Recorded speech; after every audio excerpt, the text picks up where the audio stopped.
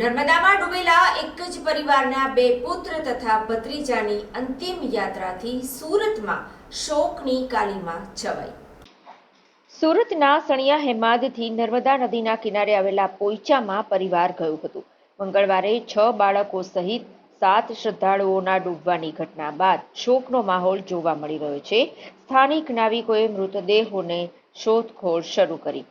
પાણી ઊંડા હોવાથી તંત્રએ એનડીઆરએફ તથા ભરૂચ, વડોદરા, રાજપીપળા અને કરજણથી ફાયર વિભાગની ટીમો પણ બોલાવી હતી.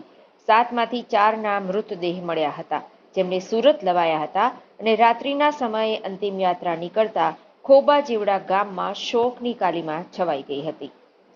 સણિયા હેમાદ ખાતે મૃતદેહ કિશોરનો આવ્યો ત્યારે તમામ લોકોની આંખમાં આંસુ આવી ગયા. ઘેરા શોકની લાગણી તમામના ચહેરા પર જોવા મળી હતી. અંતિમ યાત્રામાં જોડાયેલા લોકો હિબકે ચડ્યા હતા. મહિલાઓએ હૈયાફાટ રુદન કર્યું હતું.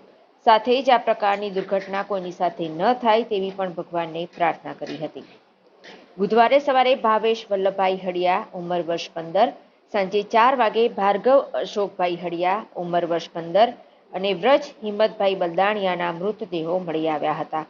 ગુરુવારે વધુ શોધખોળ કરતા સવારે મૈત્રક્ષ ભરતભાઈ બલદાણિયા, ઉંમર વર્ષ 15, આર્નવ ભરતભાઈ બલદાણિયા, ઉંમર વર્ષ 12, ભરતભાઈ મેઘાભાઈ બલદાણિયા, ઉંમર વર્ષ 45ના મૃતદેહો મળી આવ્યા હતા.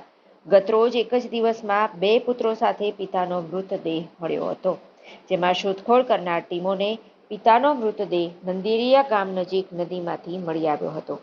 મળેલા તમામ મૃતદેહો પરિવારને સોંપાયા હતા, જેથી અંતિમ વિધિ દરમિયાન શોકની કાલીમાં છવાઈ ગઈ હતી.